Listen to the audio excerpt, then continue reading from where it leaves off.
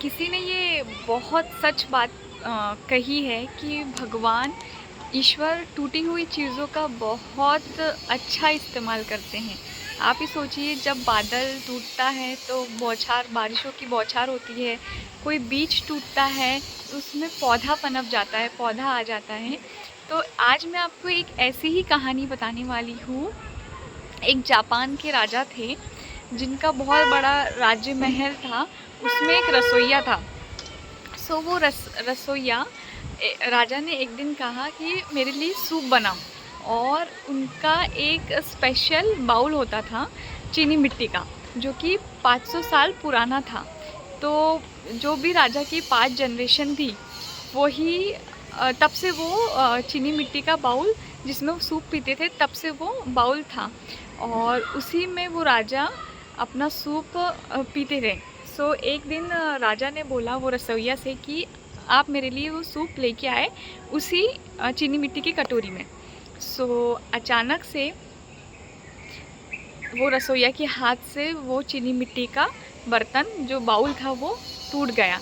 अब वो इतना डर गया, मानो कि उसको ऐसा लगा कि सब कुछ ख़त्म हो गया और राजा उसे आज मौत की सज़ा दे देंगे, फांसी की सज़ा दे देंगे, ना जाने क्या और होगा। सो उसके हाथ पैर पूरे काँपने लगे, वो एकदम सुन्न पड़ गया, ठंडा पड़ गया कि अब मैं क्या करूँ। और यहाँ पे राजा का सूप का समय हो रहा था। और हाँ, उसमें एक कमाल की बात ये भी थी कि जो वो चीनी मिट्टी का कटोरी था, बाउल था, उसमें जो वो 500 साल पुराना चलते आ रहा था, तो वो कटोरी में हर एक राजा का नाम लिखा हुआ था। सो वो कटोरी की 2 टुकड़े हो गए, एक हाथ में, दोनों हाथ में एक-एक टुकड़े, एक हाथ में आधा राजाओं के नाम लिखे थे, एक हाथ में आधे राजा, हाफ राजाओं के नाम लिखे थे। सो राजा वहाँ प्रतीक्षा कर रहे थे कि अभी तक क्यों नहीं आया मेरा सूप। डरते डरते ये रसोइया राजा के पास पहुँचा और उसने कहा राजा से कि आज तो मैं सूप नहीं ला पाया क्योंकि ये बर्तन मुझसे टूट गया। तो अब वो रसोइया पहले ही इतना डर रहा था कि आज तो राजा मुझे फांसी की सज़ा दे ही देंगे या मुझे मौत की सज़ा मिलेगी। तो फिर सरप्राइजिंगली राजा ने ये कहा उसके कंधे पे हाथ रख के कि तुम इतना घबरा क्यों रहे हो, तुम इतना डर क्यों रहे हो, आओ मैं तुम्हें एक जगह लेके चलता हूँ।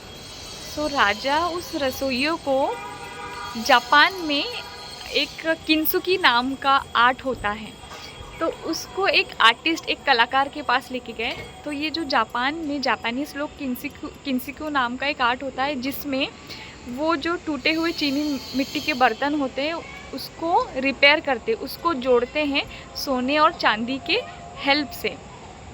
सो वो उसको वहाँ लेके गया और वो बाउल को इतना सुंदर उसने तैयार कर दिया किंसुकी के हेल्प से कि मानो वो और ज़्यादा, जितने टूटने से पहले जो था वो और ज़्यादा निखर के उसके सामने आया और वो बहुत सुंदर एक कटोरी फिर से बन गया।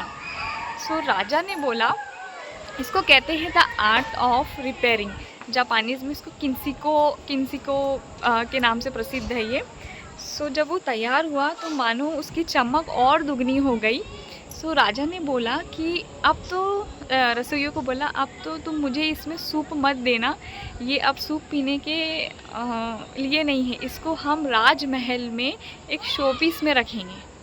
तो वो राजमहल जाते हैं अपने रसोइयों को लेके और उसको एक बड़ा सा स्पेशल जगह पे रखते, सब उसको एक टक निहारते रहते हैं कि मानो ये क्या अजूबा आ गया है, इतना सुंदर, इतना चमकीला वो कटोरी जो टूटी हुई 2 टुकड़े हो गए थे वो हो गया, इतना सुंदर, और चमक उसकी दूर दूर तक थी क्योंकि वो सोने और चांदी से उसको जोड़ा गया था।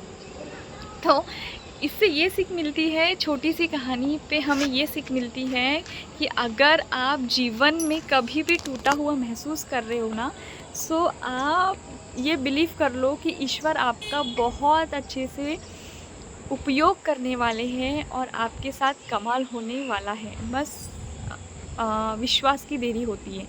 सो ये कहानी हमें इतनी बड़ी सीख देती है कि ज़रूरी नहीं आप टूट रहे हो तो आप ख़त्म हो रहे हो, नहीं, आपको अपने टूटे हुए को मजबूरी नहीं बनाना है। आपको अपने टूटेपन को अपने संघर्ष से, अपनी मेहनत से, जैसे कि वो चीनी मिट्टी से सोना और चांदी जुड़ा ना, तो वो सोना और चांदी आपको बनना है। आप वो कैसे बनोगे?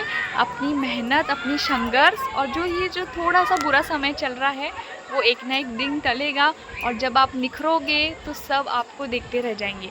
सो हमेशा याद रखिए कि अगर आप टूट रहे हैं तो आगे जाके आप बहुत चमकने वाले हैं, और ईश्वर आपका बहुत बहुत बहुत कमाल करने वाला है। सो आपको कैसी लगी ये स्टोरी मुझे बताइएगा, और इसे आगे फॉरवर्ड करिएगा और अपने लाइफ में भी इसको अप्लाई करिएगा।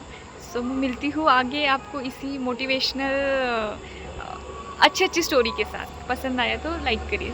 राधे राधे।